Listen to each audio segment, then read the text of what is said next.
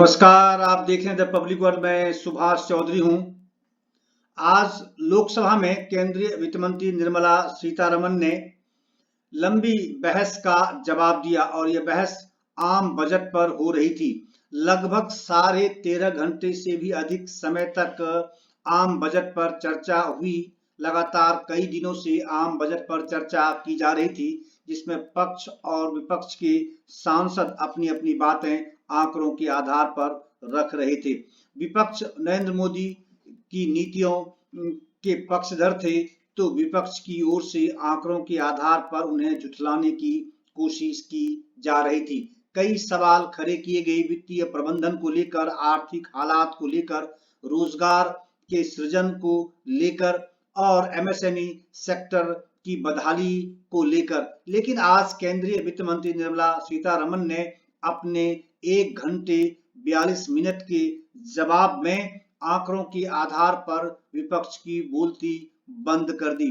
उन्होंने अपने भाषण के आरंभ में अमृतकाल का जवाब देते हुए उन्होंने डॉक्टर शशि थरूर द्वारा ली गई चुटकियों का उन्होंने जवाब दिया। उन्होंने कहा कि अमृतकाल अभी है और अंधकाल या राहुकाल अगर कोई था तो 2004 से 2010 के बीच में यूपीए का शासन काल था और उस शासन काल के दौरान हुए कई चर्चित बड़े घोटाले की चर्चा उन्होंने की और उन्होंने डबल डिजिट इन्फ्लेशन की बात की कि यूपीए शासन काल में लगातार डबल डिजिट इन्फ्लेशन यानी महंगाई रही है, जबकि अभी सिंगल डिजिट में है नरेंद्र मोदी सरकार में।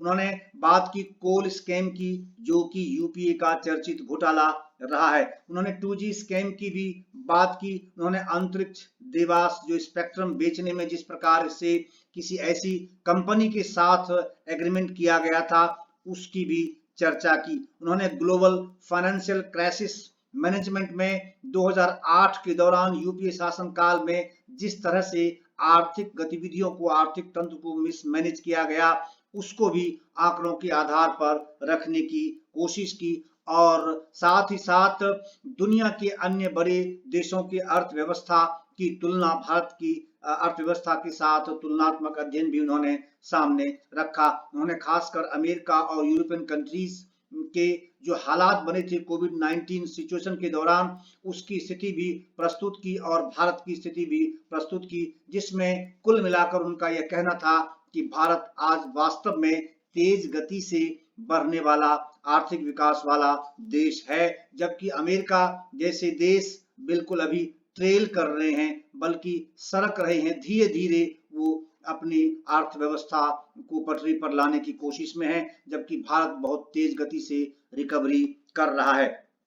उन्होंने दर्जनों ऐसी योजनाओं का जिक्र किया जो आपने बारंबार सुने होंगे, जनधन योजना से लेकर पीएम आवास योजना तक, नल जल योजना उसमें, और जैसे एमएसएमई सेक्टर के लिए व्यवस्था करने वाली योजना, स्वनिधि योजना और स्ट्रीट वेंडर्स योजना, फार्मर के लिए किस तरह की व्यवस्था की जा रही है, एग्रो इंडस्ट्रीज को कैसे बढ़ाया जा रहा है।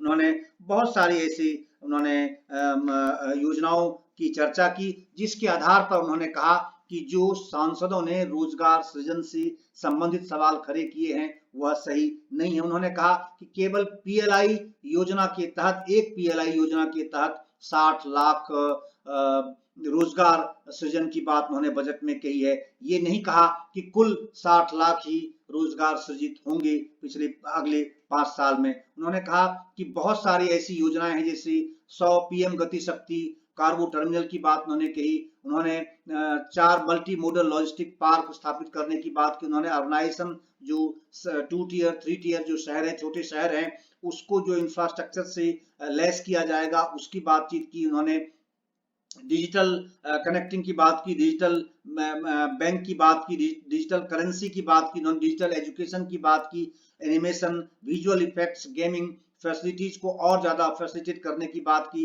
उन्होंने डिजिटल मीडिया की बातचीत की। उन्होंने कहा कि ये बहुत सारे सैकड़ों ऐसे प्रोजेक्ट्स हैं, सैकड़ों ऐसी स्कीम्स हैं जिसके तहत और भी रोजगार सृजन होंगे, यानी एम्प्लॉयमेंट जनरेशन उसमें होगा। उन्होंने कहा 5G जो स्कीम लाई जा रही है, टेक्नोलॉजी 5G की बात जो कही जा रही है, उसमें भी न्यू एम्प्लॉयमेंट जनरेट होंगे।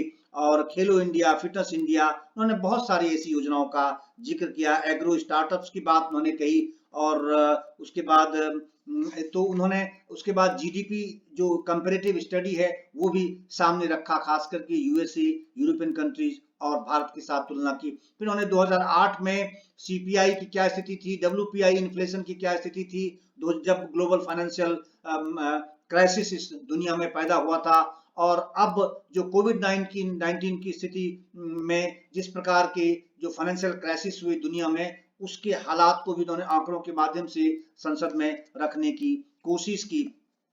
और उन्होंने एफडीआई की बातचीत की, जब 2008 में एफडीआई के क्या हालात थे और अब क्या हालात हैं। उन्होंने 2008 में जो वर्ल्ड वाइड फाइनेंशियल क्राइसिस था, उस समय फॉरेन एक्सचेंज की क्या स्थिति थी भारत में, और अब क्या फॉरेन एक्सचेंज की क्या स्थिति है। तो इस तरह से उन्होंने आंकड़ों के आधार पर आज विपक्ष की बोलती बंद करा दी, और लगातार टोका टोकी होती रही, बावजूद इसके वो बहुत एग्रेसिव थी और बहुत हमलावर रही विपक्ष पर, और उन्होंने आंकड़े भी इस तरह से प्रस्तुत किए जिसका जवाब विपक्ष के पास होता नहीं दिखा। आइए आपको सुनवाता हूं कि आखिर केंद्रीय वित्त मंत्री निर्मला सीतारमन ने वो कौन से आंकड़े थे जिसके आधार पर विपक्ष की आवाज आज उन्होंने कुंद कर दी। Senior member of the House starts saying that this is not undercut, it's undercut. I thought we should just go over that a bit more so that members would also know what all is running in his mind. Sir, there certainly was an undercut in this country. But that undercut was thanks entirely due to the Congress. And I'll list off a few things why no one of us can disagree that undercut that was. Start with the fact that in 1991, we had foreign exchange reserves only for 2 weeks. उससे पहले emergency का हाल भी हम सब जानते हैं. So undercut that was. Undercut again in 1991, when you couldn't manage your foreign exchange, you didn't know what to do. And then, because you were trying to bring in reform, you also claimed we brought the reform, whereas that was under compulsion, like one of our members, honorable members mentioned it. That was undercut. Again,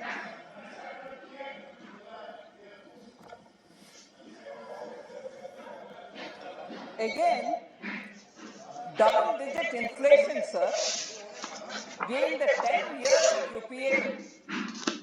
I will get into some of the details a bit later also. And when we are constantly talking about inflation and the government is explaining itself as to what was being done in order to contain what today is being suffered by people all over the world, but that's no excuse. We are responding to the situation in India.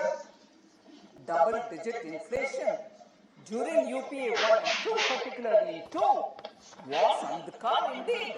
And that's the undercut probably he's referring to. Third, coal scam. Every day there was headlines in the papers about corruption, 2G scam, Antariksh Deva scam, middlemen everywhere. Country didn't know what's happening. Every morning it was dreadful to see the paper with yet another scam. That was undercut. And not knowing how to deal with the country after the global financial crisis, inflation touching 2 digits, and also the situation, macroeconomic fundamentals all going either. India became one of the fragile 5. That was on the call with policy paralysis. So, on the call, if he's referring to his own period, government's period, and from the memory. Whereas what we have created today is a situation where common man feels that he's received the benefits from the government, that which was promised over the decades, and therefore entering into the next 25 years towards India's 100 would be certainly the Amrit Kal that all of us are referring to. And why do I say that? Jan Dhan Yojana brought in financial inclusion for all Indians. And today, I can say there are 44.58 crore accounts, and And in those accounts which were made fun of, saying this is zero balance account, how can you have accounts where there is not going to be any balance? There are 1.57 lakh crore such deposits in those Jan Dhan accounts. And Jan Dhan accounts include 55.6% women's accounts. So the coverage of man, woman, the coverage of rural, urban, everything is taken care of when we are talking about Jan Dhan. So that was the first good step towards moving towards financial inclusion and moving towards Amrit Kal. Sir, again, 44 unicorns have successfully been identified in this country, and they've created wealth. They've also become the new showcasing of India's talent and innovation, and this has happened between 2020 and 2021.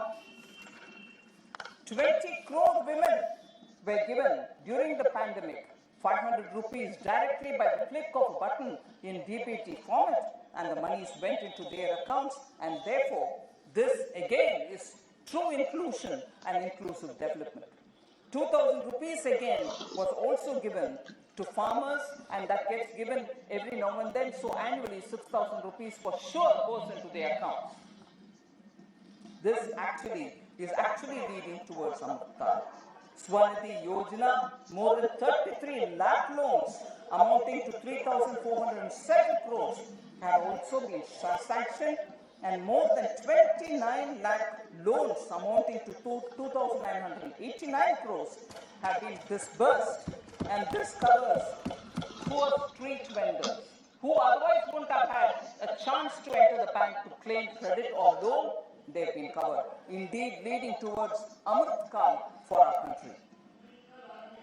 Pradhan Mantri Awas Yojana, sir, 3 crores of houses have been sanctioned, of which more than 2 crore houses have already been completed in this country. And therefore, Amrit Kal, it will be from now for all these people leading towards India at 100. Every village in India has been electrified, and therefore talking of Andhakal was their time, whereas now you have fantastic lit villages. In every village, every house has got electricity. Jyoti reaching homes. Piped water connection through Nal Se Jal scheme has also been reaching people.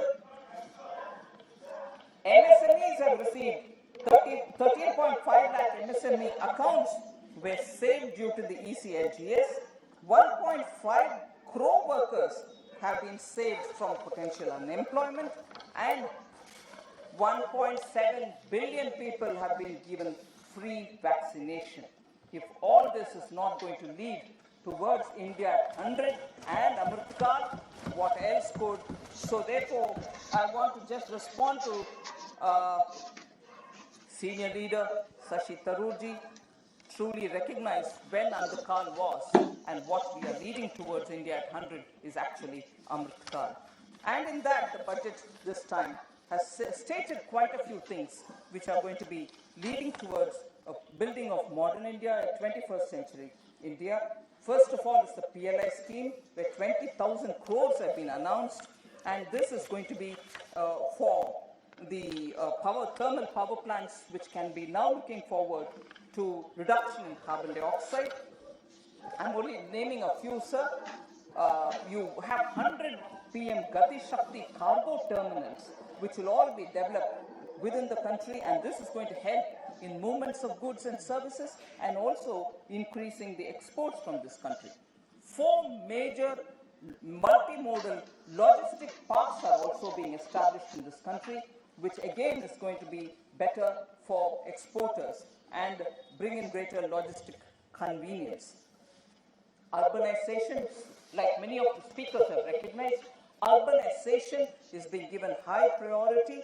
Tier 2 and Tier 3 cities are all going to be ramped up for the facilities which they need. Capacity building commission is also going to help us in plan, and this is not just going to be business as usual, it's going to be a paradigm shift in the way in which we deal with building our cities. Sir, there are many more such announcements which we have made. Digital education, digital university, digital banking. You're going to have district level banks which are going to function completely with digital facilities. The central bank is also going to be issuing a digital currency, which I have made an announcement. And more than that, animation, visual effects, games and comics in which our young are experts in. We are creating a committee which will look at possibilities of bringing in various facilities and the framework which is required so that we can be able to produce good gaming and comic through the digital and visual effects through the digital media.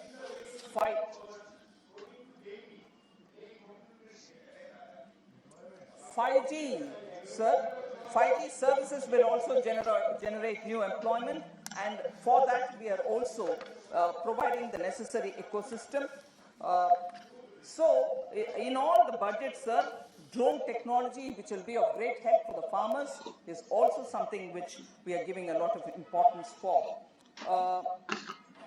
Khelo India, Fitness India, for the young are all giving high priority for the youth of this country.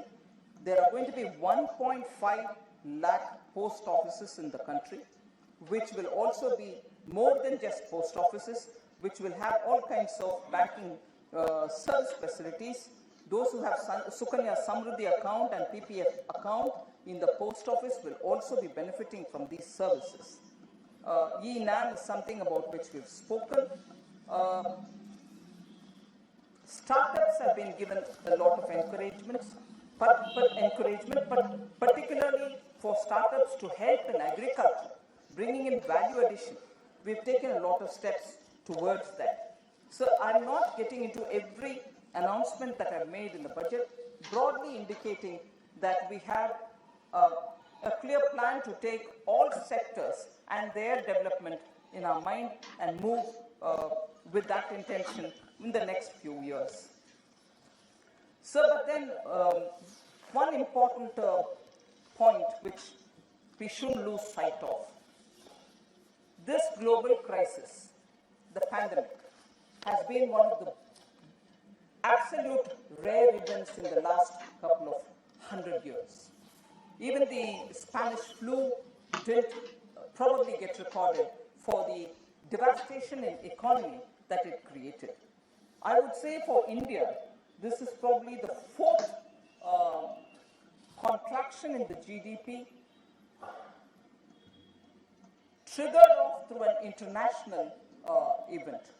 72-73, India saw a contraction in our GDP purely because of the global oil crisis. 79-80, again a contraction in GDP, and this was because of the Iran-Iraq war.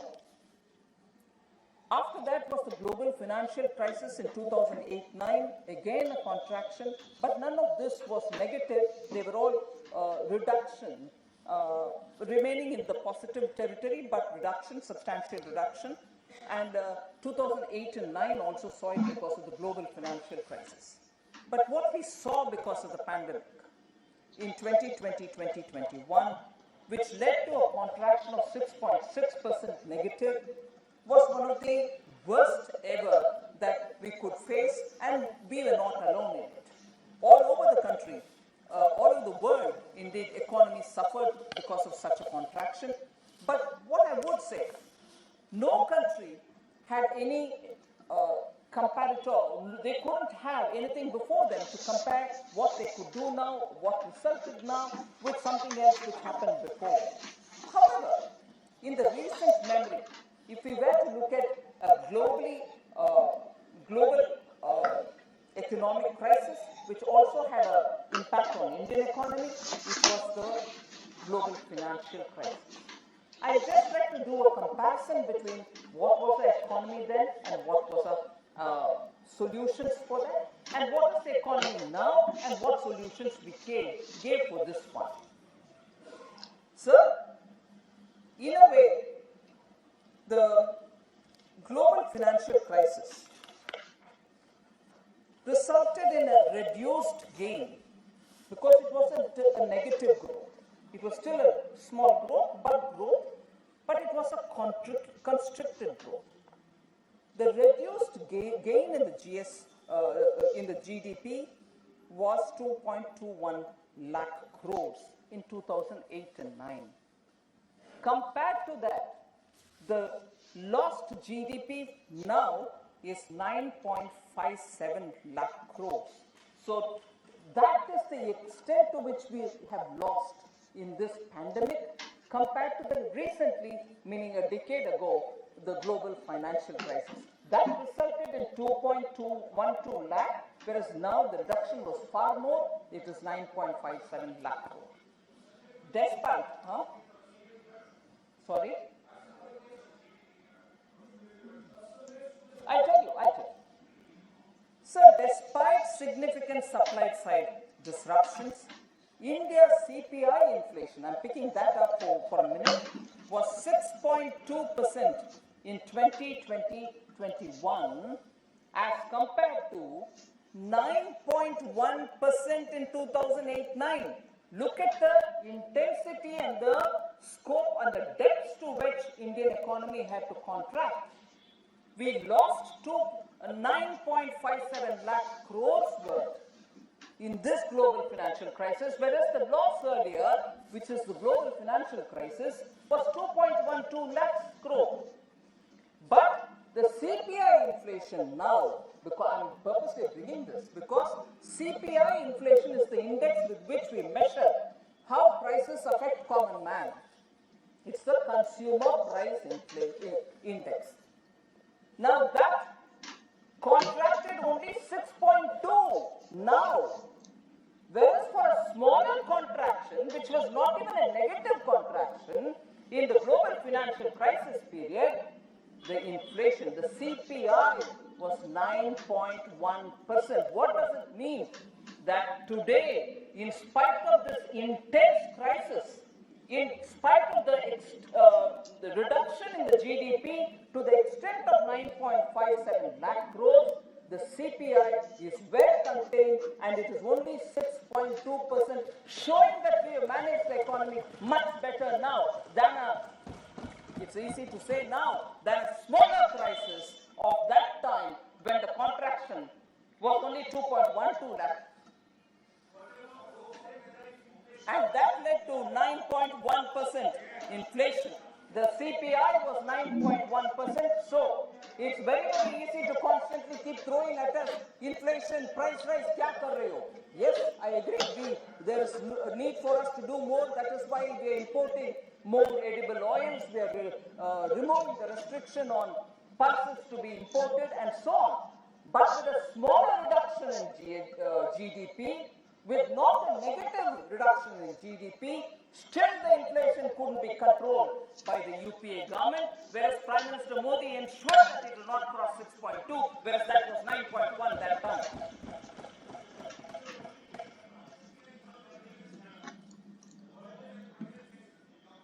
A common man is affected by CPI, sir, not the WPI.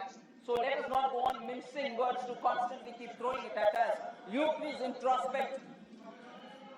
Sir, Honorable Speaker, sir, India's current account deficit surplus. All right, sir, India's current account surplus. Current account surplus, sir. Sir, the entire Treasury benches heard every comment. And as much as possible, I don't say that I was here 24/7. There were times when I had gone off, and my honorable Minister of State was here to take care of everything which is being said. So when I've come here to reply, I would request through you, sir, some patience so that they hear my answers. They may be satisfied, they may not be satisfied, but kindly hear. I know some of the members who have thrown wild allegations also have gone away. They are not here to listen to my reply, which is really disappointing.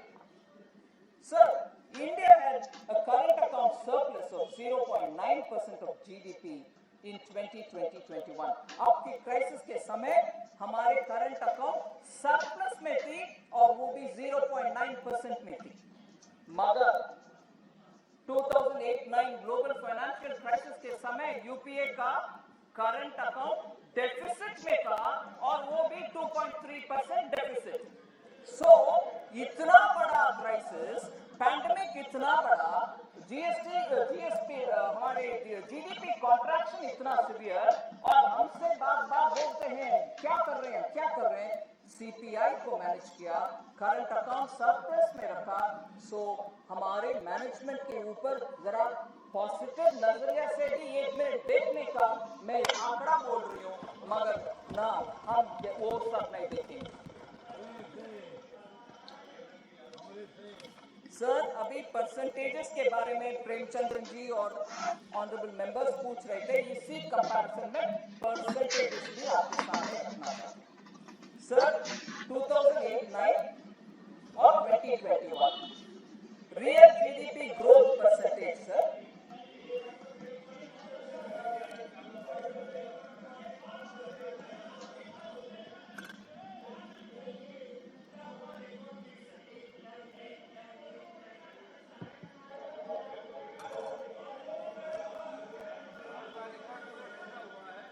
Global financial crisis incidentally 2008-9 सुनने को पसंद नहीं है तो global financial crisis का नाम याद रखिए। रियल जीडीपी ग्रोथ का परसेंटेज का फिगर बोल रहे हैं सर, 2008-9 में 3.1% था। हमारा कॉन्ट्रैक्ट हुआ 2020-2021 में, जो उसका नंबर में एक्चुअल नंबर बोले -6.6, हमारे एकदम नीचे गिरते हैं, -6.6%, वेयर था +3.1, वो भी कम था ग्रोथ में, नहीं हुआ ग्रोथ, अच्छा ग्रोथ नहीं हुआ, जस्ट +3.1, वही एक्चुअल नंबर्स में एक मिनट पहले मैंने बोला। सो 3.1% कंपेयर्ड विद आज का हमारा -6.6। नॉमिनल जीडीपी ग्रोथ उनके समय में 2008-9 के समय में 12.6%, मगर हमारा नेगेटिव -1.4%। सर ऑलरेडी मैंने बोल चुकी हूँ 2.12 लाख करोड़ का उनका रेड्यूस्ड गेन हुआ, प्लस हमारा 9.57 लाख करोड़ का नेगेटिव गेन, मगर CPI inflation 9.1% at that time, 6.2 in our time। Compare करके देखो कि सीपीआई कहाँ था। करंट अकाउंट बैलेंस जो मैंने पहले बोला -2.3% उनका, हमारा 0.9 प्लस में था। Forex reserves, foreign exchange reserves 252 billion उनके समय ग्लोबल फाइनेंशियल क्राइसिस के ऊपर, हमारा 579 net board yield, that's 650 billion US dollars। FDI flows, FDI inflows उस समय 8.3 बिलियन, और हमारे समय अभी 80.1 बिलियन FDI inflows। सर एक मिनट, हमारे परफॉर्मेंस इस पैंडेमिक के समय और ग्लोबल परफॉर्मेंस को एक बार देख लेंगे। इंडिया एस्टिमेट ही बोल रही हूँ -7.3 एस्टिमेट, अब वो करेक्ट हो रही है अभी 2020 में -7.3%। ये वर्ल्ड इकोनॉमिक आउटलुक का प्रोजेक्शन है, मैं सिर्फ वो नंबर ले रही हूँ, करेक्ट नंबर नहीं बोल रही हूँ। 2021 में जबकि हमारे प्रीवियस साल में -7.3 था परसेंटेज जीडीपी, हमारा ग्रोथ 9% है 2021 को, इस साल हम 9% में कंक्लूड करेंगे। और 2022 अभी आने वाले अप्रैल 1 से आने वाले साल के लिए 9% हमारा ग्रोथ है प्रोजेक्टेड।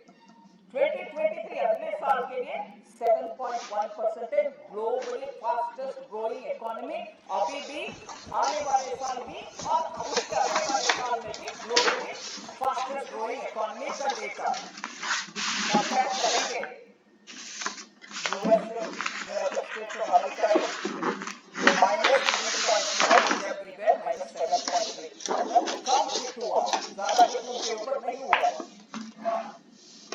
उनका 2021 का जहां हम 9%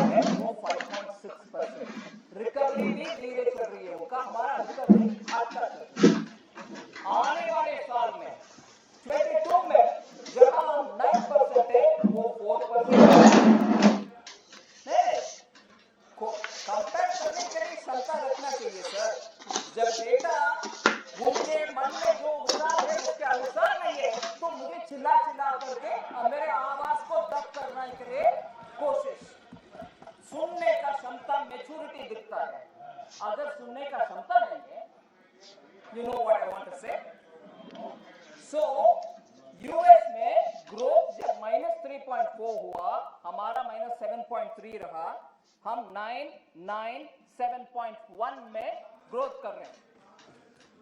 Oh yes, we'll correct. Don't worry, we'll do that. अदिर जी, आपके नेबर है, हम क्यों भूलेंगे? Sir, United states of America मैंने शुरू किया बोलने के लिए, जब उनके गिरावट -3.4 में था, इस साल 5.6, आने वाले साल 4, अगले साल 2.6. उनके रिकवरी का पेस देख लीजिए, हमारे से तुलने के बाद आपको समझ में आएगा. सर, यूरो एरिया, पूरे यूरो एरिया का 6.4 माइनस 5.2 इस साल, 3.9 आने वाले साल और 2.5 अगले साल. मैं इस कंपैरिजन को क्यों दिखा रहा हूं? डेवलप्ड कंट्री हो, इमर्जिंग इकोनॉमी हो, हमारे जैसे एक ही मतलब साइज में छोटा इकोनॉमी नहीं, बड़ा इकोनॉमी हो, इन सब का ग्रोथ और इन सब का पैंडेमिक के समय गिरावट, ये सब को कंपेयर करते हुए गिरावट हमारी बहुत ज्यादा हुआ, मगर रिकवरी भी उतना ही पेस में हम आगे बढ़ रहे हैं. इस साल, आने वाले साल, अगले साल भी. बाकी सबका रिकवरी इतने पेस में नहीं है, चाहे वो डेवलप्ड हो, चाहे वो इमर्जिंग हो, चाहे वो छोटा इकोनॉमी हो. कंपेयर करते हुए सबसे फास्टेस्ट रिकवरी, सस्टेन्ड रिकवरी हमारा हो रही है. So I just want to highlight that.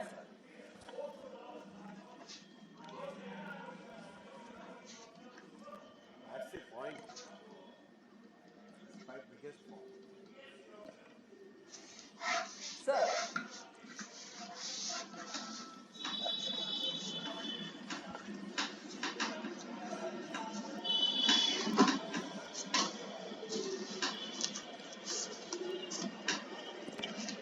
एक मिनट, अगर देश प्रगति कर रहा है तो अपन क्यों विरोध करें?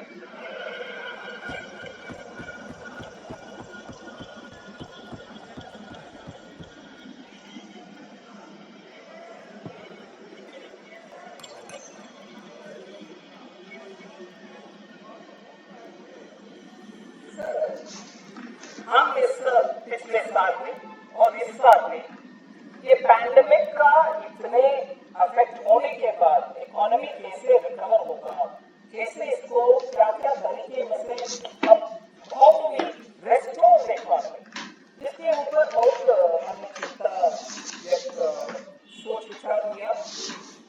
Based on that sir,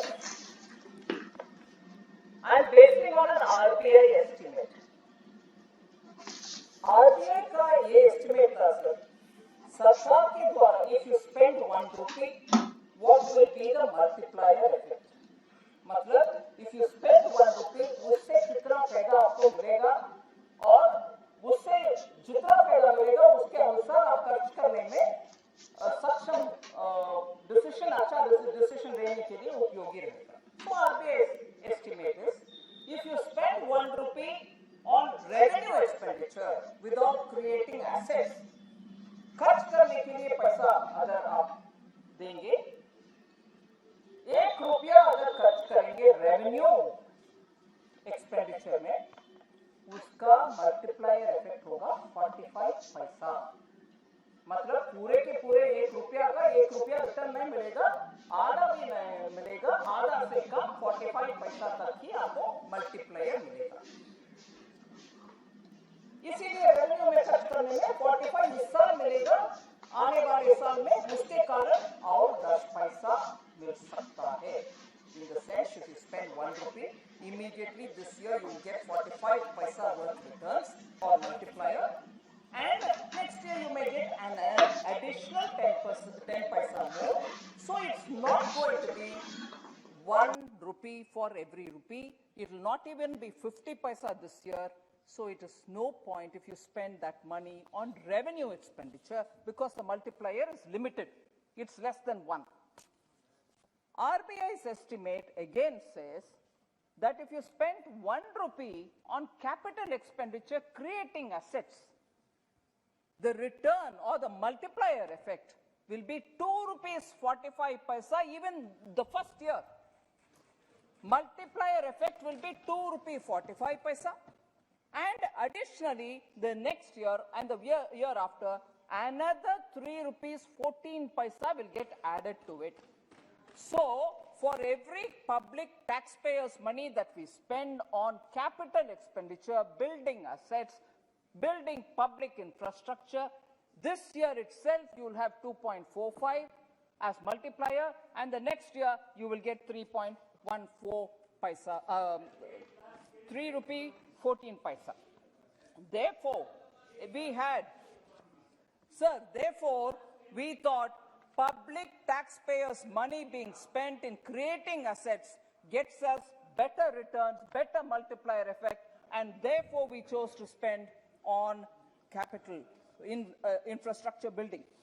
Okay, infrastructure building, public expenditure, we are borrowing money to do, but we are also ensuring that revenue expenditure is rationalized. I want to convey and put it on the records of this august House that revenue deficit as a percentage of GDP of the government has shown visible decline because it doesn't give you the multiplier that you want. I want to highlight and show that in 2020-21, it is 7.3, which is actual, whereas the BE for 2021-22 is 5.1, sir. 2021-22, RE is only 4.7. And 2022-23, we have put in the BE 3.8 only. Normally, anybody who's looking at budget preparations and budgets of the countries will understand it's highly difficult, very, very difficult to reduce revenue expenditure. But we have shown that without hurting much, revenue expenditure has been rationalized. I just want to put this one on record, sir. Sir, now, in a way, I will respond to members of Parliament who have raised issues. On that, I'd like to give clarification or respond to the questions that members have raised. I'll first start with several members questioning the GDP growth projections. Members have said the real GDP growth rate mentioned in the budget speech and the economic survey are different. There is a mismatch. Many members said that. But I just want to say, sir, for 22-23, the projected growth in the economic survey is 8 to 8.5%. They've given a band. The economic survey gave a band of growth which is 8 to 8.5. The estimates of RBI are different. As they are doing their own projection, their estimates are slightly different. Now, with this projected growth rate, to arrive at a nominal growth rate figure, you will have to top it up with the deflator. GDP growth rate in the budget projection, sir, 22-23, was based on the advanced estimates of the NSO, which is given by the Ministry of Statistics and Program Implementation. That is a different strand, so their numbers will also be slightly different, but the trend and the number largely are in the same level, the same sort of quartile. So the difference by itself does not account for too much, except for the fact that the advanced estimates based on which we've projected the figure of GDP growth in the budget was prior to the Omicron. What we have done is we've also taken the Omicron into consideration and used that figure, and therefore the budget projections are looking at 22-23 a nominal GDP of 11.1. So there is no difference, or there is no much worry if the numbers are different. Economic survey takes it from one source, we take it from another. All of us use our deflators, and roughly they are about similar ranges.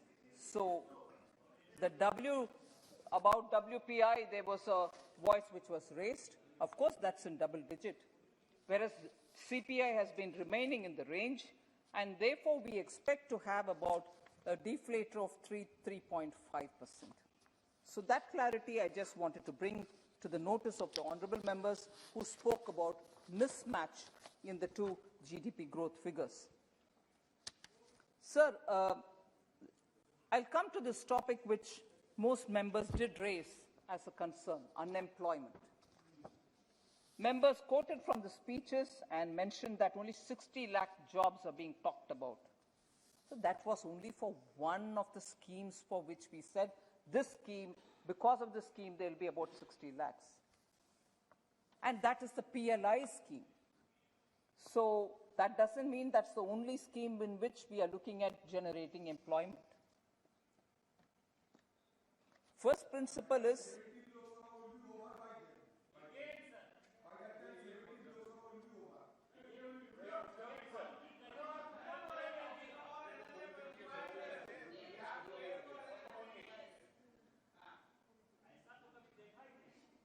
Sir, employment generation would be a natural outcome. I'm just saying this to start with. I know members are waiting to pounce on me because I've said this line. Let's understand the context. Because just for PLI, when I said 60 lakh jobs, it was presumed, if I'm not faulted at, presumed conveniently, saying that's all is the job you're creating. Not at all. In that scheme, that's a job. In general, when we're talking of high growth, in general, we are spending on infrastructure and looking at railways, roadways, building of multimodal transport, logistic hub, inland waterways, power generation, renewable energy. These are not going to happen without jobs. Latest periodic labor force survey, which Adirji also referred during his speech, indicates that urban unemployment rate in January to March quarter of 21-22 has declined to pre-pandemic level of 9% after peaking to 20.8% during the first wave, April-June quarter 2020-21. So employment data, which is being given by the same periodic labor force survey which Adir Ranjan Chaudhary ji mentioned, I'm telling you the figure, urban unemployment, I'm repeating here. Urban unemployment rate in January-March quarter of 21-22 has declined to pre-pandemic level of 9% after peaking at 20.8. So in November 2021, we saw a net addition in the EPFO and their net subscription, newer, meaning net subscription makes up for those who have gone away and those who newly have come in. Net addition to EPFO subscription saw a peak at 13.9 lakh new subscribers, an increase of 109.21% over the previous year and the highest in any given month since 2017.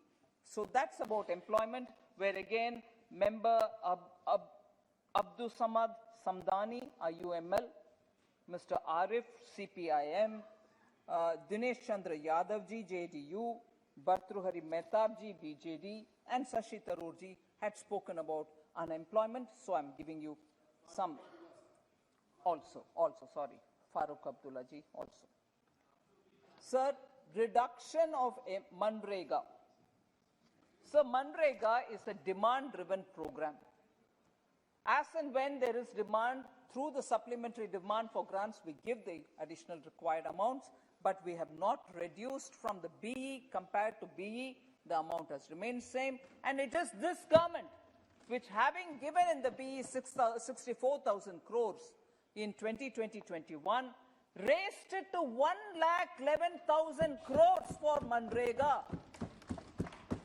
So, when the demand comes, we give them the monies which is required for keeping the Rural Employment Guarantee Scheme. I just want to quote BE 21-22, 73,000 crores. RE increased to 98,000 crores and BE again 73,000 crores. There is no reduction, and this is a demand-driven program. As and when the demand comes, we will be giving it. It's never been let down. So this issue of Manrega, again, Abdul Samad Samadani, Shri N.K. Premchandran ji, Kalyan Banerjee ji, Sudeep Bandopadhyay ji, Bhartruhari Mehtab ji, Ranjit Reddy ji, Shri Muralidharan ji, Farooq Abdullah ji, Kahir Ahmed ji, M.K. Raghavan ji, and Professor Saugata Roy. Also, Sashi Tharoor ji. So all of them had raised this. The estimates which have been mentioned, sir, are always the best estimates, and they are subject to also changes as and when the demands come, which I've already said that.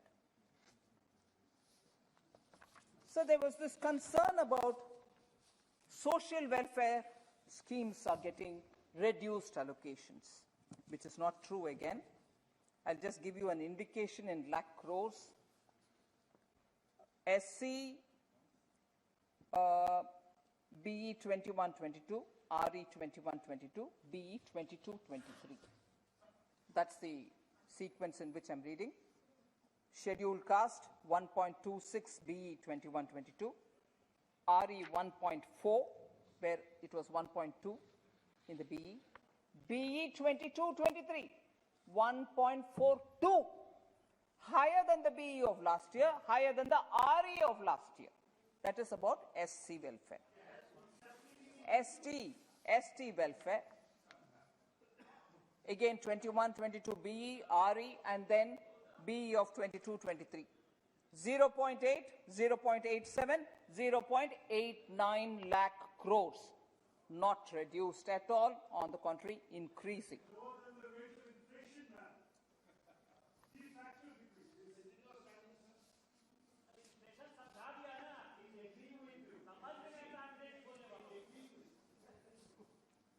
I've explained CPI inflation. I've explained the breach of beyond 6.9, 6 points had happened only 1-2 months, not before. That I've said earlier also. Even now I'm saying compare the inflations where we were talking about the double digit. And actually I should give you the figures to say, in spite of that, BE numbers were big. One character which all of us should understand of the UPA government. Every time, I wish I had the number with me. I have it for a few criteria, but I'll show it. Every time the BE will be a big number, the RE will be half of it. The next year BE will be based on the RE of last year, unachieved. Continuously. So, because I've come into that topic, I'll say this. Look at what has been spent in 2013-14 for health. UPA, 2013-14, 37,330 crores. What was actually spent? 28,662 crores. They'll put big numbers in BE but never utilize it. And then now we'll say, all right, but what about inflation? All right, what about actual? All right, what about the RE? Keep shifting the milepost. But someone please answer from the UPA, why do you put big BEs? And end of the day, at the actual stage, you find not even half being spent. And this was health in 2013-14. Now, what have we done? BE, where it was 37,330 crores, we are doing 89,250 now, 2022-23. So, inflation, no inflation, what is the comparison, madam, sir? Again, education. Education, I'm sure quite a few of you all are very keenly interested. What was the amount in 2013-14, sir? B, big number, B, 1,06,201. B, what was RE? 71,322. Will somebody ask them as to where did it go? Why did you have to put so much of an amount in BE and couldn't even spend it in RE? Whereas what are we now saying? I'll go to the year in which the actual is available. Actual is available for 2020-2021. हम compare करेंगे हमारे BE हमारे actual के साथ. हमारा BE क्या था? 99,311 crores. What was the actual spent? I can hear whispers of lower. Come to the actual. 84,219. 1 lakh लगा दिया, खर्च 71,000 ही हुआ, हम लगा रहे 99 मगर अचीव किए 84,000, उनके एक्चुअल से ज्यादा हमारा खर्च हो रही है। सो प्लीज, हाँ, I will give you everything that you want, actual number में कटौती है जी। Okay sir, like that I can go on giving numbers for every one of them. SC, ST I just mentioned sir, so I'll come for that also. 2013-14 में scheduled tribes के लिए 24,598 BE 2013-14. No cherry picking. आप pick करो जी cherry, आप cherry pick करो। आपके record इतना खराब है, आप जितने भी चेरी पिक करो अच्छा नहीं मिलेगा। खराब है कांग्रेस वाले, खराब है कांग्रेस वाले, खराब है शेड्यूल्ड ट्राइब्स, कांग्रेस खराब है सर। शेड्यूल्ड ट्राइब्स के लिए माननीय स्पीकर सर 24,598 बीई में और एक्चुअल में 22,000 ही उपयोग में आया 2013-14 में। हम 89,265 बीई में दिए। 24 कहां है, 89 कहां है? शेड्यूल्ड ट्राइब्स, शेड्यूल्ड कास्ट में आएंगे 41,561 13-14 में बीई। हम क्या कर रहे हैं अभी? 1,42,342 हमारा बीई। सो एससी वेलफेयर हो, एसटी वेलफेयर हो, प्रश्न पूछ सकते हैं बार बार, what have you done for SC, what have you, number speak sir. Cherry picking आप भी करो, एक भी चेरी नहीं है आपके बास्केट में, सब कोयला है। 2GB है, थोड़ा सा 2GB है, 2GB है, 2GB है।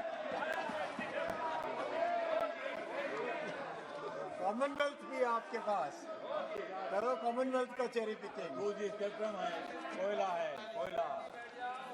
Sir, honourable speaker sir, minority welfare के ऊपर प्रश्न पूछा गया। I like to answer that, and the members who asked about this are MIM's Imtiaz Jaleel ji, RF ji from CPM, and Abdul Samad Samdani ji, UML. Sir, allocations for minority affairs. BE 22-23, which is now on the table of the parliament, 5,021 crore, which is 16%, 16% increase hai, over the RE. RE of 2021-22, sir, was 4,346 crore. उससे बढ़कर के BE में ही हमने 16% का बढ़ोतरी किए। Okay? Outlay for education and empowerment of minority girls, इसके ऊपर भी बहुत प्रश्न आया, मैं उसका भी जवाब दे रही हूं। BE पहले RE 21-22 इस साल जो खत्म होने वाली है उसमें RE 1,215 crores, whereas the BE is 1,382 crores.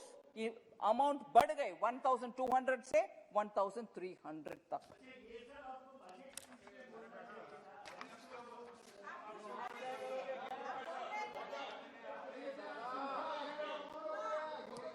Sir, बहुत इंटरेस्टिंग है सर, ये सब बजट स्पीच में बोलना था, और लंबा चौड़ा भाषण दे रही हो आप 2 घंटे का, वो भी बोल दो।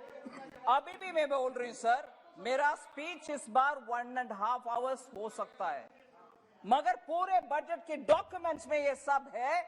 मैं रेस्पेक्टफुली कहना चाह रही हूं, मेंबर जो बजट स्पीच में कहना था बोलने वाले, जरा बजट का डॉक्यूमेंट्स पूरे आपके ईमेल में पहुंचा हुआ है, डॉक्यूमेंट को देख लीजिए, उसमें थोड़ा अध्ययन करिए, फिर आकर ये बात बोलिए। बजट स्पीच में हर विषय बोल दिया तो आपका क्या है, अध्ययन करने का मन नहीं है, क्रिटिसाइज करने के लिए तैयार है, थोड़ा अध्ययन करो।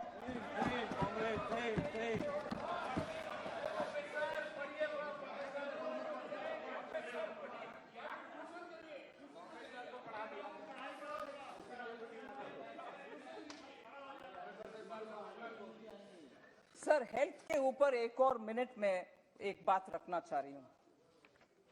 हेल्थ का बजट कम हो गया है बोलने वाले के लिए जवाब, 2019-20 में 64,000 करोड़, 2020-2021 में 80,000 करोड़, फिर 21-22 RE 85,915 करोड़ बढ़कर आ रही है। 22-23 जो बजट अभी इधर पार्लियामेंट के सामने है उसमें 86,606 करोड़ हेल्थ सेक्टर के लिए सर। फिर हाँ बिल्कुल जरूर बोलेंगे।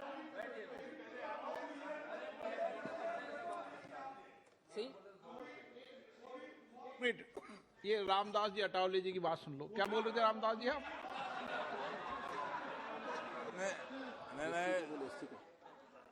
स्पीकर सर, मैं बोल रहा था कि जिन्होंने देश के लिए बहुत सारा दे दिया है धन, जिन्होंने देश के विकास के लिए बहुत सारा दे दिया है धन, उनका नाम है निर्मला सीतारमन।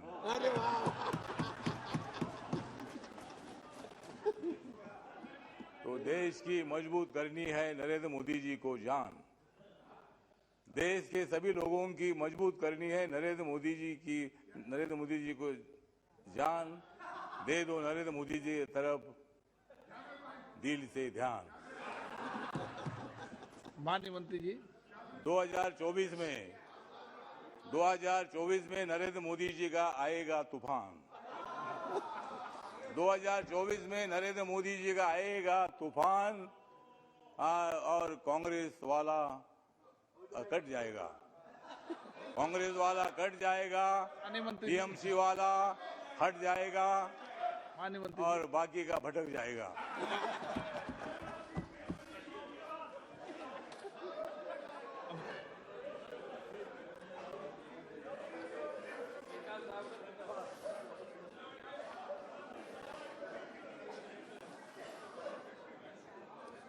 स्पीकर सर, आप अगर डिस्टर्बेंस करोगे तो रामदास जी अटावले जवाब देंगे।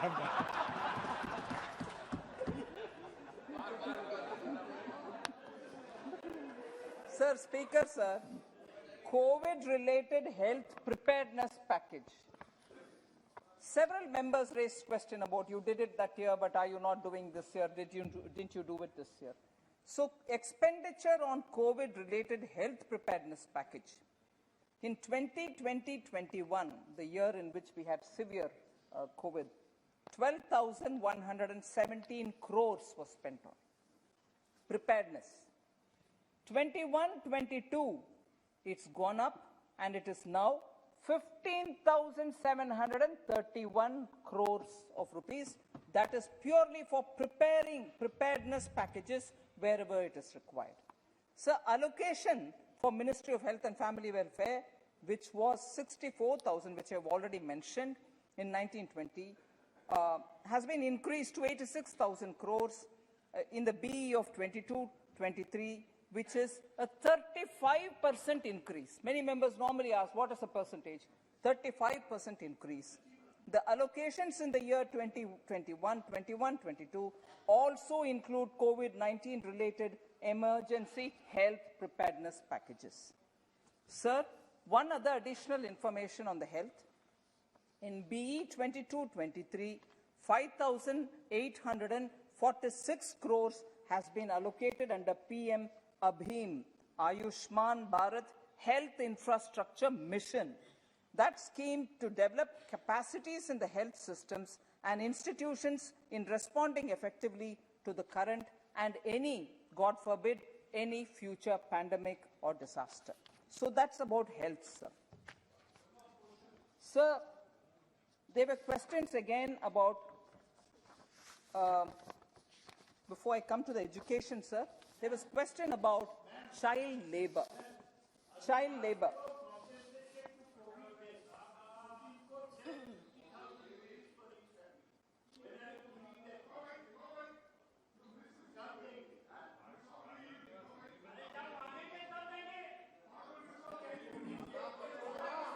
सर रामबाण Thank you, sir. Sir, there was this question, sir, if there was reduced allocation for child labor. I want to just suggest here, sir, the allocation to the National Child Labor Project in Ministry of Labor and Employment is for committed liabilities of schools run by the ministry till 31st March 2023. Now, this program is also being subsumed under Samagra Shiksha Abhiyan from 22-23. So it's not getting closed, it's getting subsumed into the Samagra Shiksha Abhiyan and under the Department of School Education. And Samagra Shiksha Abhiyan has an outlay of 37,383 crores for this year, for which the budget is presented. So, through this shift, we think the focus on integrated child labor management and also mainstreaming children coming out of child labor will be far more focused through the education department.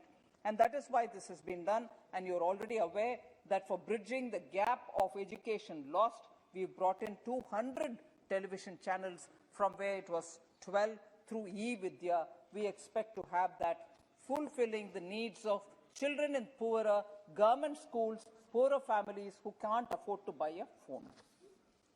Sir, just very quickly, I'll go to education, because that's also something on which many members wondered if I had reduced the allocation. I have not reduced the allocation. 2020-21, it was 84,219 crores. In the RE of 2021-22, it went up to 88,000 crores. And this year, for the first time, it is over 18% increase, rising to 1,04,000 crores for education.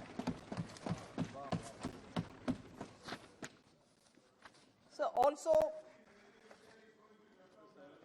sorry? Mr. Arif, I think I've answered quite a few of your questions. I'm coming. More of your questions are being answered. There will be quite a lot of members who will say, why partiality? Only Mr. Arif's questions are being answered. That's all. 1 lakh, over 1 lakh budget is given for education. I'm sure they'll take care of your needs also. Sir, MSME sector. This has been quite a concern of lots of members, because MSME in India is the backbone of India's manufacturing. It is actually all over the country, and they need the support. We have definitely taken a lot of schemes to reach them. 20,000 crores has been given to the subordinate debt for MSMEs, which will help MSMEs which are already in distress. Second, 3 lakh crore of collateral-free automatic loans for businesses, which has been enhanced to 4.5 lakh crores, and another 50,000 has been added for those in hospitality sector. New revised criteria of classification for MSMEs have also brought in greater possibilities for them to improve their business, expand their business. So for MSMEs, we have actually brought in segments of MSMEs, heard them, understood their problem, and therefore extended quite a few assistance. Just for the records, that scheme, which was the Emergency Credit Liquidity Guarantee Scheme, has also now been extended till 2023 March. So those MSMEs who still want to benefit out of it, who have not earlier used it, are welcome to use it. So the amounts of loans sanctioned under the Emergency Credit Liquidity Guarantee Scheme is up to 3.10 lakh crores. Guarantee space left under that scheme is still 1.4 lakh crore, because what we provide is just the government security, meaning government guarantee, emergency guarantee is being given. Amount of disbursement made, 2.36 lakh crores have already been dispersed. They've gone to the hands of the MSMEs, 2.36 lakh crores. So I'm coming almost to the end of those clarifications which members wanted. Food and fertilizer subsidy. Again, an issue on which several members spoke. In the RE of 21-22, allocation for food subsidy is 2.86 lakh crores. This is higher because Pradhan Mantri Garib Kalyan Anna Yojana, under which around 1 lakh crore additional allocation has been made in food subsidy. Food subsidy allocation for 22-23 is 2.07 lakh crores, which is best estimate that is based on the requirement at this point in time. So there is no reduction in the food subsidy. Fertilizer subsidy, sir. Fertilizer subsidy. All of us know that last year the global price of fertilizers went up. We import quite a lot of fertilizers. That increased cost in the global fertilizer market, we from the government bore that cost, imported it and gave it at the same price to the farmers, did not allow the price increase in the global markets. After all, we don't manufacture those particular fertilizers which we import, but imported it at that higher price, but didn't put the burden on the farmer. So that is one thing which we have to keep in mind. 21-22, that is the year which is ending 31st March, 79,530 crores have been given as fertilizer subsidy. In the RE, because of the global increase in the price, this 79,530 crores has gone up to 1,40,000 crores, not a burden on the farmer, but that money is something which Government of India has put, and therefore the burden has been taken on the government's shoulders and not moved over to the farmers. To limit the damage inflicted by the pandemic, government had announced a special economic and comprehensive package of 29.87 lakh crores through Atmanirbhar Bharat, and that includes the measures taken by RBI also. Sir, PM Garib Kalyan Yojana, we all know, was 1.70 lakh crores, ex gratia of 1,000 in 2 installments of 500 rupees were given to old age citizens, widows, disabled beneficiaries of National Social Assistance Program, NSAP, and so on.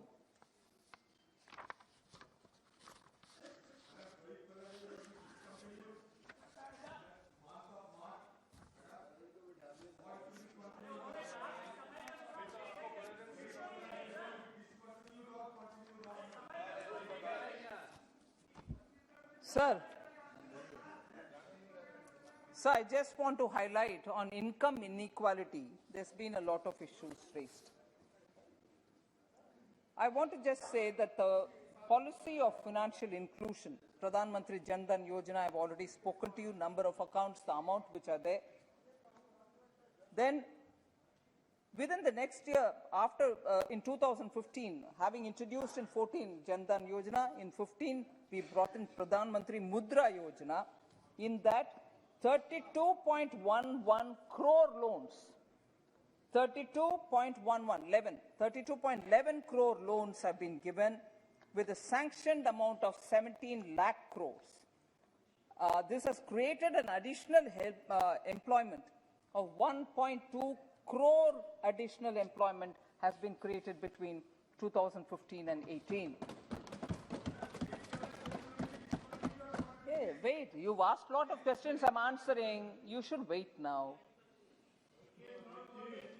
Despite 2021 being the pandemic year, 15 SDGs, Sustainable Development Goals, measured by the NITI Aayog in the SDG index, have all been included for reducing inequalities, because that is one of the very important goals we follow. Sir, I'm not getting into the total amount of tax devolution which is available in the public domain.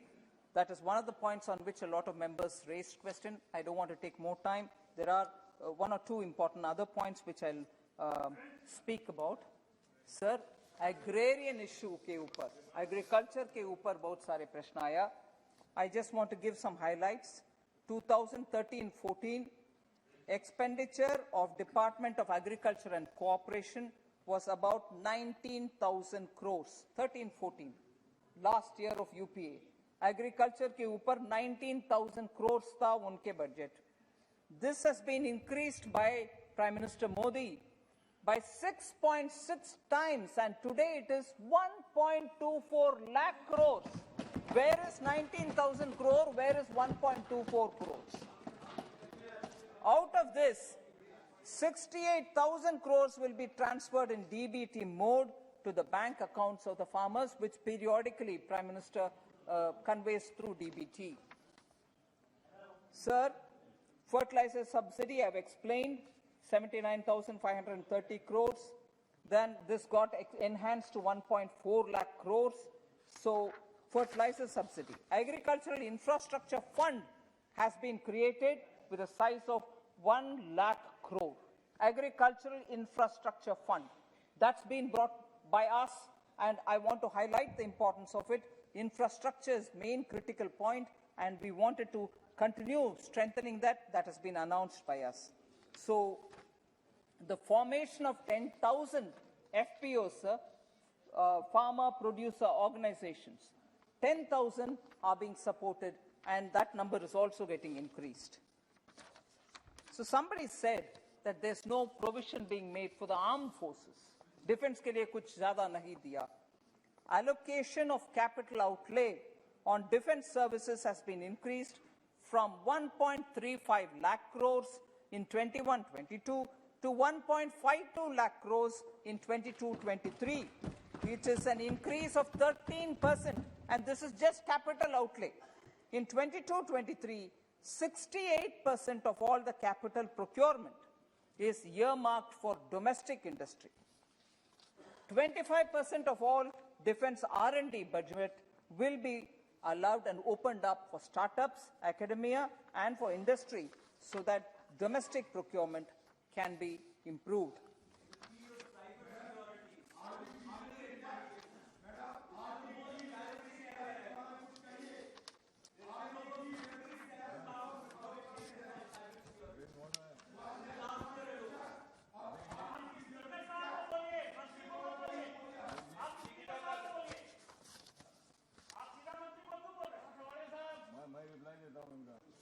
Sir,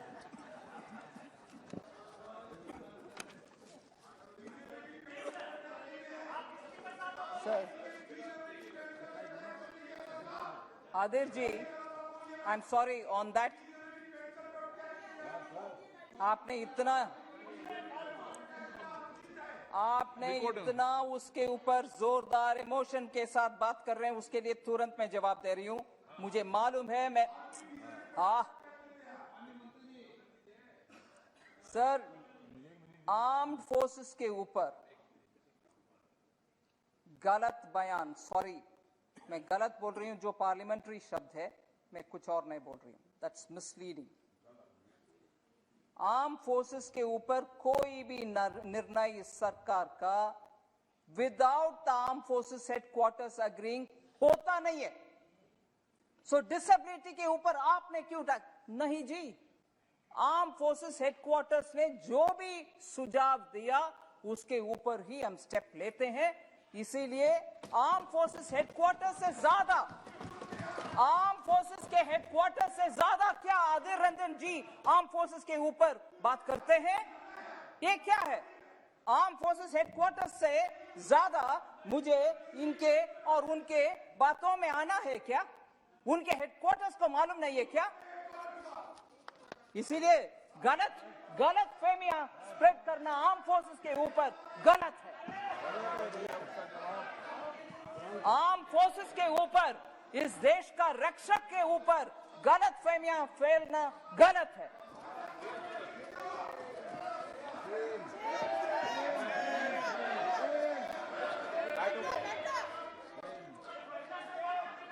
आदिर जी, आप जो भी टिप्पणी हमारे ऊपर डाल दीजिए, उसका जवाब मैं दूंगी, मगर इस देश का रक्षा करने के वाले के ऊपर मिसलीडिंग इंफॉर्मेशन नहीं देना, नहीं देना, नहीं, गलत है. माननीय स्पीकर साहब,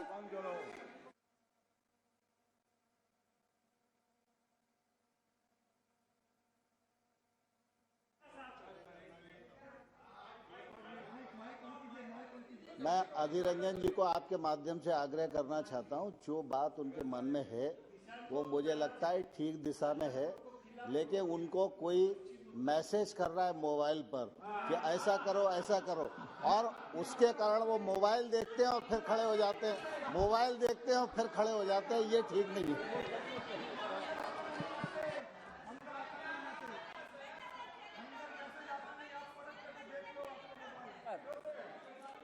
रेस्पेक्टेड स्पीकर सर, एक आध और विषय है जिसके ऊपर माननीय मंत्री जी। Sir, some members raised question about BSNL. I have the minister next to me who has been patiently answering a lot of questions in the morning.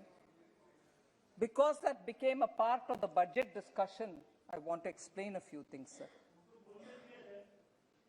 BSNL. What? ना क्या बोलना, आप गाइड नहीं करेंगे। आप इनका बैठे हुए खड़े हुए कोई जवाब मत दो। Thank you, sir. Sir, BSNL again has been subject to a lot of misinformation. BSNL has been subject to a lot of misinformation. I want to clarify some of them. People who couldn't give 4G to BSNL today are sitting and asking questions about BSNL, whose revival is because of Prime Minister Modi. Revival of BSNL is thanks to Prime Minister Modi, and I'll tell you how.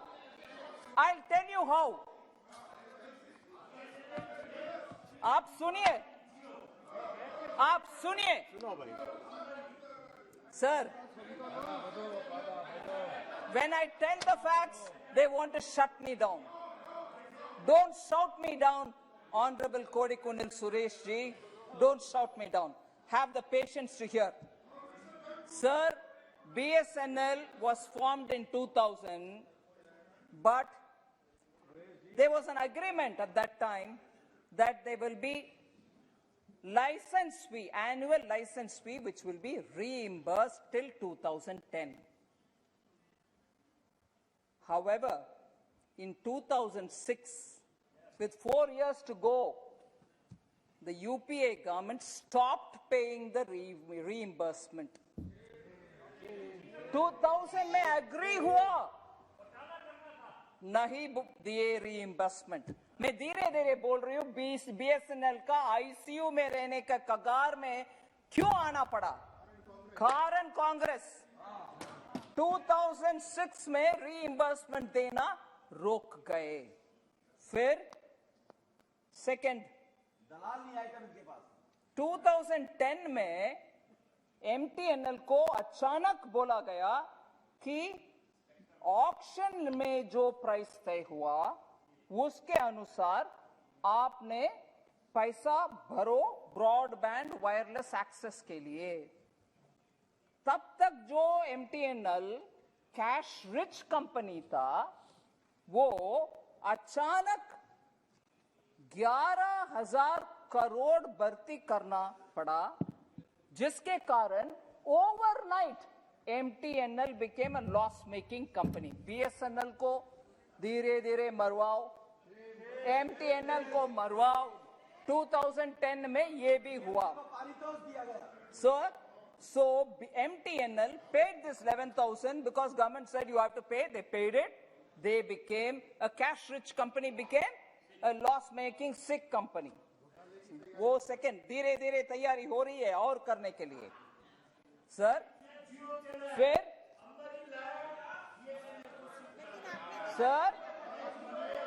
Financial support, अरे मेरा बात दबाने के लिए सच्चाई बाहर नहीं आना चाहिए, इसलिए दबाओ वॉइस।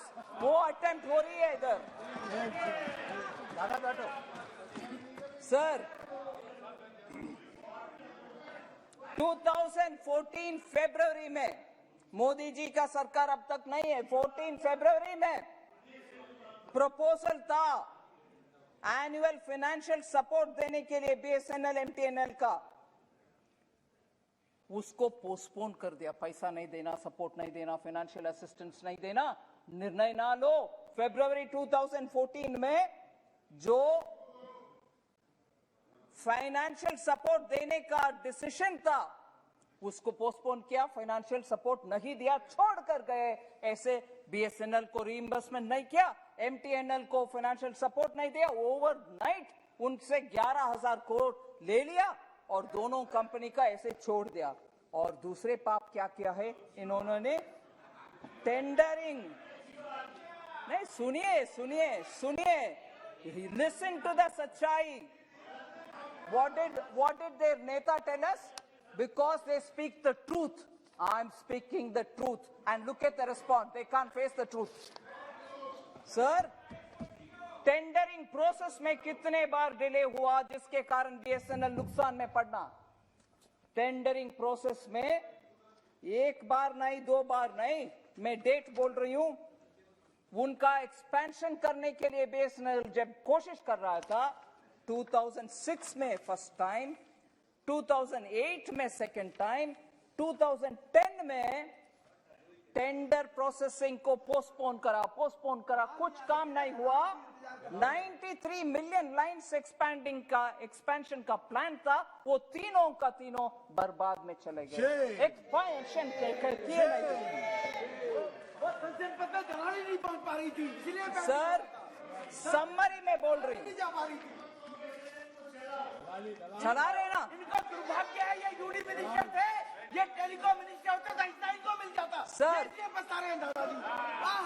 संक्षिप्त में बात चला गया, ये छूट गए बेचारे। संक्षिप्त में विषय बोल रही हूँ। 2005 मार्च में बीएसएनएल का मार्केट शेयर था 19%, 19% मार्केट शेयर बीएसएनएल का। वो धीरे धीरे घट करके 7.96% में आ गया। इनके ये नॉन कोऑपरेटिव मेजर्स के वजह से, इनके इरादा ठीक नहीं था, बीएसएनएल को ऐसे छोड़ कर गए और वो इतना कगार, almost in death bed BSNL आ पहुंचे। मोदी जी ने क्या किया वो भी सुन लेना चाहिए। मोदी जी ने क्या किया? अक्टूबर 2019 में कैबिनेट अप्रूव किया 69,000 crore of financial support for BSNL. 69,000 crore. और वॉलंटरी रिटायरमेंट के लिए जो स्टाफ आगे आए उनको पैसा दिया। फिर सॉवरेन गारंटी के साथ BSNL raised 8,500 crore once, 6,500 crores MTL raised the next time, and all these amounts have been utilized. सुनिए सर, चमकदार विषय, ये मार्केट में 8,500 crore का लोन और 6,500 crore का दूसरा लोन सॉवरेन गारंटी के साथ दोनों कंपनी लेकर के उनके पास जितनी भी हाई इंटरेस्ट रेट में लोन लिया गया, हाई इंटरेस्ट लोन्स को पूरे क्लियर कर दिए। नहीं तो वो इंटरेस्ट भी पे कर नहीं सकते, लोन भी मेंटेन कर नहीं सकते। उसका भी पैसा इस बार हमने किया सॉवरेन गारंटी के साथ, जब उनके समय में उनको बेसिक सपोर्ट भी नहीं दिया। आज क्या मगरमच्छ का आंसू बीएसएनएल के ऊपर? सर, और पैसा देना और सुन लीजिए, दादा को हिस्सा कब मिला? उस टाइम दादा को कब मिला? डीएमके को ज्यादा मिल गया, दादा को कब मिला? दर्द है दादा को। सर, एडमिनिस्ट्रेटिव बार बार बोलते हैं 4G दे रही हो, बीएसएनएल को 4G दे रही हो। 5G का जमाना आ गए, इनके जमाने में 4G नहीं दिया। हमसे पूछ रहे 4G दे रही हो? 10 साल बैठे कुछ नहीं किए। मगर administrative allotment of BSNL spectrum for BSNL and MTL for rolling out 4G, and spectrum for current operations and also for 5G services, 20 24,000 हमने दिया है BSNL को। आप लिस्ट करिए। मैंने बोला 69,000 करोड़, मार्केट से 8,500 करोड़ सॉवरेन गारंटी के साथ, 6,500 करोड़ सॉवरेन गारंटी के साथ, फिर 24,000 crore for 4G which is almost already 10 years late। उनके जमाने में देना था 4G, नहीं दिए, हम वो भी दे रहे हैं। वो ठीक है जी, ठीक है, इन सब का जवाब आप दो सर। और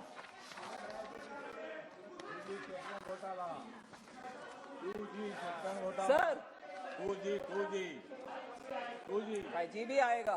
दादा को कम मिला, दादा को दर दिया, इनको कम मिला, सब DMK में चला गया माल, सर इनको कम मिला।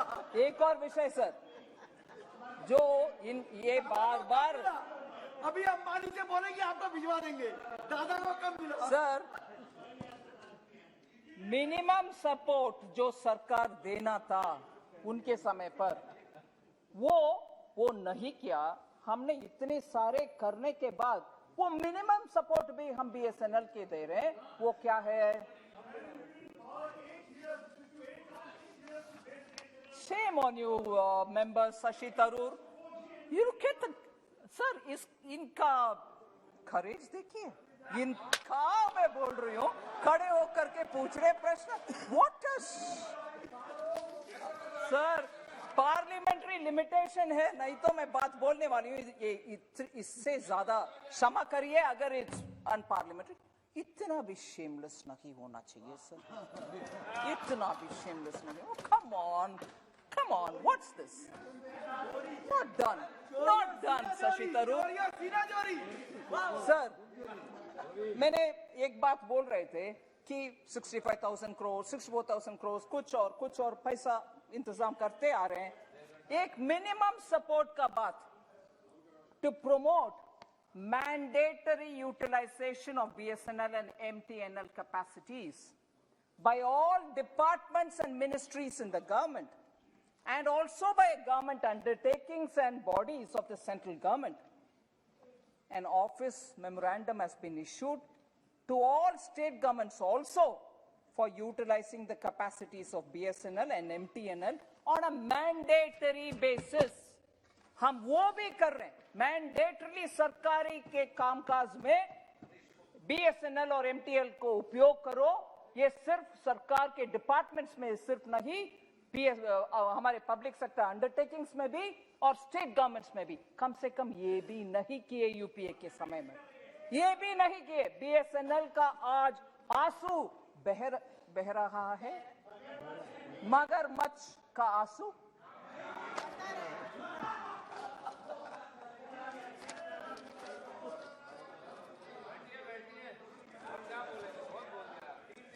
सर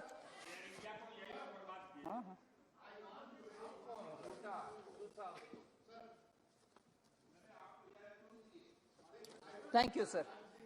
सर माननीय मेंबर सुप्रिया सूले जी ने बहुत सारे विषय उठाए and I had responded to few of them then itself. But one important issue, sir, which probably also many other members had in their mind, that this government is only raising cesses and surcharges, which doesn't get devolved. Between 14th Finance Commission, 13th to 14th, already it was raised to 42%. Now it's come to 41 because J&K is no more a state. Having raised that much, that is also going. But by central government collecting cesses, central government doesn't sit with that cess. I'll just give a number which will tell you. What is collected, after all, has to go to the states for using. Does government of India sit on that money and do anything in particular? It goes through various programs, centrally sponsored programs, central sector schemes, and also through specific programs which have to be done in the states. I'll just give a total amount, sir.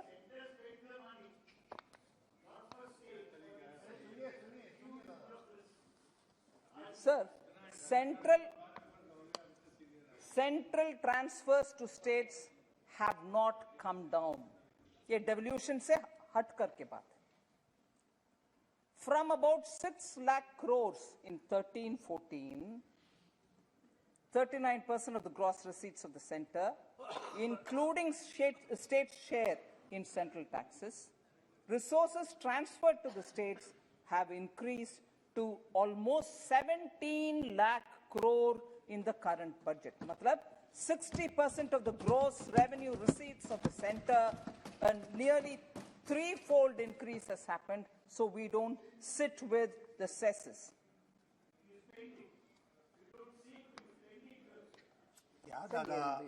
Unbelievable, sir. Anyway.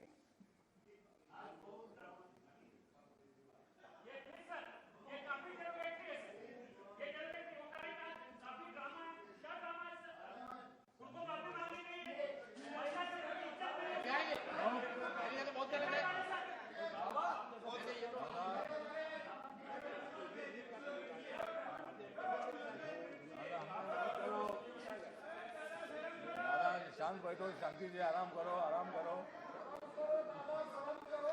दादा ने बता दिया, दादा ये हो गए, दादा ने बता दिया ये हो गए. माननीय स्पीकर सर, दादा ने बता दिया. एक छोटा चीज है मगर जिसके ऊपर बहुत सारे particularly केरला में बहुत कंसर्न है. Question about raising duties on umbrella. Prior to the budget, sir, umbrellas, matlab chhatri, umbrellas attracted a basic custom duty of 10% BCD, whereas parts of umbrellas attracted only 5% BCD. Sir, pre-budget consultation के समय हमें बहुत सारे representation आया and उस representation MSME umbrella industrial association के द्वारा भी हमें मिला. हम सिर्फ इसका इंपॉर्टेंस समझ लें. छतरी छोटा चीज है मगर समझ लें इसका इंपॉर्टेंस. 25 मिलियन छतरियां, मतलब 25 million umbrellas, piece by piece गिन लें. 25 million umbrellas come to this country every year and gets imported from only one country, and you know which country that is. 25 million umbrellas are imported into this country every year. और MSME Umbrella Industrial Association, वो सब छोटे मोटे छोटे कारोबार चलाने वाले, उनका कहना था ये क्या है, आत्मनिर्भर भारत के अंदर हम should we not be protected? इसलिए ये domestic industries को हानिकारक है. So because they were hurting the domestic small umbrella manufacturers in India, we've raised the duty from 10% to 20%, so that at least our own people can produce. 25 million is getting imported, pieces of umbrellas, 25 million coming into this country every year, and that too from one country. क्यों? करने में गलत क्या है? And this is not against any one state or anybody. Everybody uses umbrella. But those industries which are there producing that, should we not protect them? उसके ऊपर भी इतना शोर मचाना. Sir,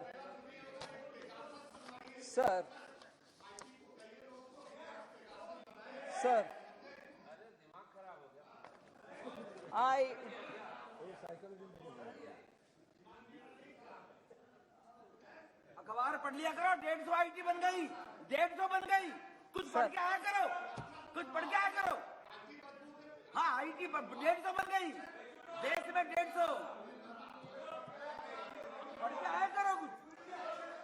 sir, 150 बन गई. sir.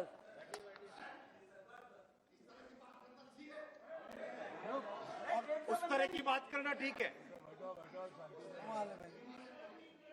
150 बन गई. माननीय सदस्य प्लीज माननीय सदस्य प्लीज बैठिए माननीय सदस्य आपस में बात मत करें. आप मंत्री जी जवाब दें. माननीय स्पीकर सर, आप जवाब दें मंत्री जी. Sir, thank you speaker sir. Professor Saugata Roy,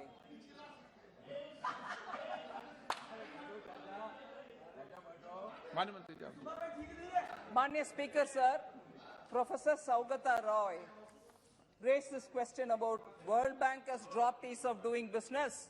Why are you talking about it? Didn't you know that the World Bank has dropped it? Sir, World Bank may produce ease of doing reports, that's fine. But compliance burden on Indian business will have to go World Bank report or no report. Compliance burden on our Indian businessmen, chote businessmen, will all have to go. That is why 25,000 compliance burdens have been removed by us. And for an honorable member, a senior member, to think that we are doing it only for this World Bank report's sake, he misses the point that ease of doing business is anyway required for our members, those who are doing the business. And therefore, that is why nearly 1,500, all those not so relevant Qanun have been removed.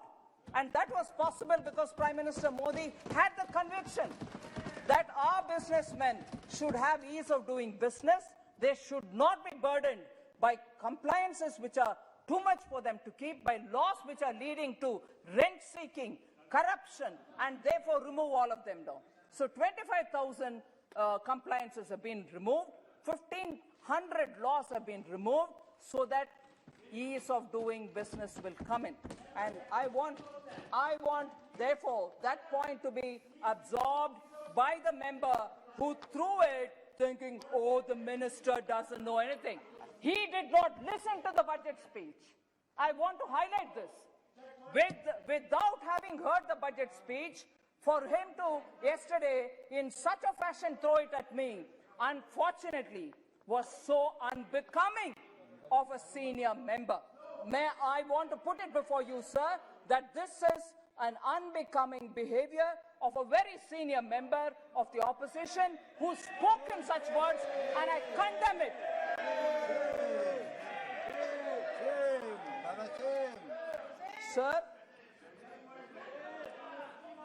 Sir, last, just one or two points which I'll finish. Unfortunately, the member who raised it is not here, so I'm not going to get into the detail of the kind of questions and the kind of allegations that were made. Again, in spite of the fact that the member is not here, I seek your indulgence on just one point. I'm not going to go into the details of all that he raised, but on one point because it was factually incorrect. Probably there were many other points which were factually incorrect, but I am going on one point on which, in my absence, and my absence was very much with the permission of the House, with the permission of the Speaker's office, and with the permission of the Parliamentary Affairs, and with members, cabinet ministers sitting in the House, and with my respectful member, Minister of State, my colleague, being here, a point was raised that she's just a nominated member, and how arrogant can she be that she's not here to hear my speech? I'd like to please correct the fact. I'm not a nominated member. I'm elected to the Rajya Sabha.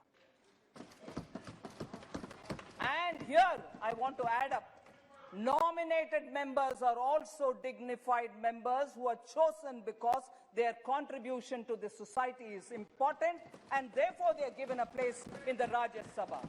And if members of Rajya Sabha are being mocked at, members of Rajya Sabha are also part of the constitutional provision of this country, and they are also entitled, if so chosen by it's a privy of the Prime Minister, to be a member of the Rajya Sabha who could become a minister here. And if that is hurting, let me ask them, why were they sitting in the cabinet of Dr. Manmohan Singh?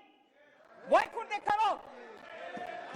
10 full years they were seated in the cabinet when Prime Minister Manmohan Singh, who all of us respect, who was a member of the Rajya Sabha, as Prime Minister, and in that cabinet, that member's respected. I also hold a great regard for that member's father. that member's party were all members of that cabinet. And that member's respected father, who I have been a commerce minister. And the first thing I learned from my senior ministers was that excellent role that honorable member's father, I'm not taking anybody's name, that respected member's father had played such a wonderful role in defending India's rights in Doha WTO meet. He was also 3 times the member of the Rajya Sabha. The father, the esteemed father, the respected father on whom I personally, and I will take the name of my mentor, Sri Arun Jaitley, who personally also has said that wonderful role that person has played as a Minister of Commerce and Industry in the Doha meet.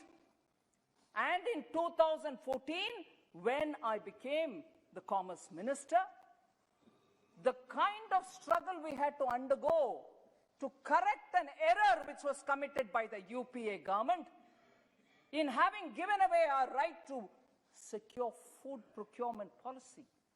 Today they are speaking about right to food. They are speaking about distribution of rice through ration cards. If only 2013 UPA government's agreement to the WTO had been implemented, from 2017 January, sir, this country couldn't have procured rice from the farmers. We couldn't have distributed rice through the MSP. Today they are talking about the Garib Kalyan. They today are asking, what are you doing to the farmers? They sold away the right to the farmers. They sold away the procurement right of this country. 2013 में बाली agreement करके वापस आए, अगर वो agreement वैसे के वैसे रहे, 2017 से हम खरीद नहीं पाएंगे एमएसपी के दाम पर, किसान से कुछ भी खरीदारी होने का संभावना नहीं था, और रेशन कार्ड के द्वारा आज जो हम दे रहे गरीब के लिए अन्न, गेहूं, वो सब नामुमकिन की बात था 2013 के। मैं इस विषय को अभी इसीलिए जोड़ रही हूं कि WTO में एक जमाना था जब वो senior member of that party whose honorable son was here and who accused me of being a member of the Rajya Sabha and therefore arrogant, that respected father who I respect a lot and who all of us appreciate for the wonderful role that he played in Doha WTO, was also a member of the Rajya Sabha 3 times. So, what happened? Kyun? Bali Agreement, go read it. You'll know how you agreed and sold away the right of India to procure rice from the farmers. It was Modi who corrected that.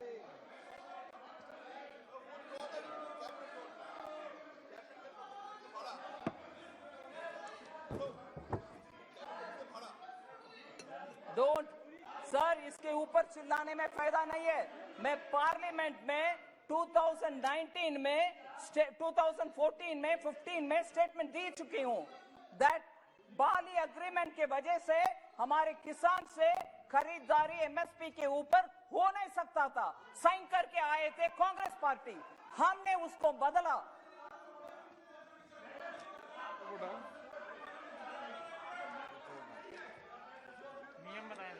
Number बताओ, point of number क्या है? Point of order का number क्या है?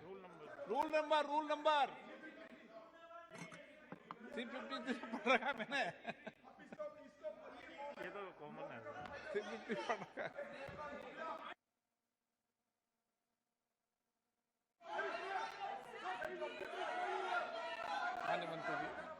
Sir, anything? Sir,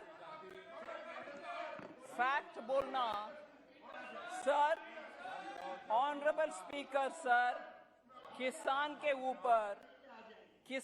ऊपर हमने वो piece clause, मैं लास्ट पॉइंट बोल रही हूं सर, हमने जो पीस क्लॉज WTO से 2014-15 में नहीं लिया तो आज किसान से खरीदारी होने का संभावना नहीं है। और sir, they should listen to the facts। और रेशन कार्ड के ऊपर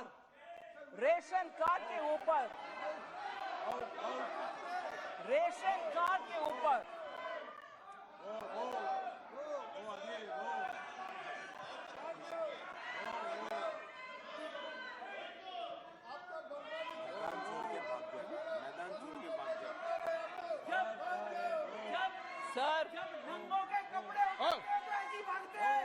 जब नंगों के कपड़े उतारते हैं तो ऐसे ही माननीय मंत्री जी, माननीय स्पीकर सर, जब सच्चाई सामने रखते हैं हम, ट्रूथ सामने बोलते हैं हम, वो चिल्ला करके मैदान छोड़ करके भाग जा रहे हैं। मैदान छोड़ करके भाग जाने वाले कांग्रेस, बार बार माननीय प्रधानमंत्री जी के ऊपर टिप्पणी कटाक्ष करने वाले कांग्रेस और बाहर जाकर के बोलने वाले Congress, we speak truth to power बोलने वाले कांग्रेस, जब ट्रूथ उनके सामने रखा जा रहे हैं, उनमें क्षमता कम से कम नहीं है। हाउस के अंदर बैठ करके सुन ले, अगर गलत है तो खड़े होकर के मुझे करेक्ट करें। गलत नहीं है। इस देश के किसान के हित को बेच देने वाले काम किए 2013 बाली एग्रीमेंट में, उसको करेक्ट करने वाला मोदी जी है। और आज गरीब के लिए अन्न हक के ऊपर बात करने वाले कांग्रेस, वो भी पीडीएस के द्वारा डिस्ट्रीब्यूशन संभव हो नहीं था। वो 2017 में हमने 14-15 में हमने करेक्ट किया, नहीं तो इस देश में पुअर के लिए, गरीब के लिए अन्न मिलने के लिए पीडीएस प्रावधान भी खत्म होना था। वो सही किया मोदी जी ने। सो सर, हमारे बजट के ऊपर जितने भी प्रश्न पूछा गया, उन सब के लिए हमने जवाब देने के लिए कोशिश किए। आप भी बहुत ही काइंडली बहुत समय लिया मैंने, फिर भी you were very patient with me माननीय स्पीकर सर, उसके लिए बहुत ही धन्यवाद। Thank you very much.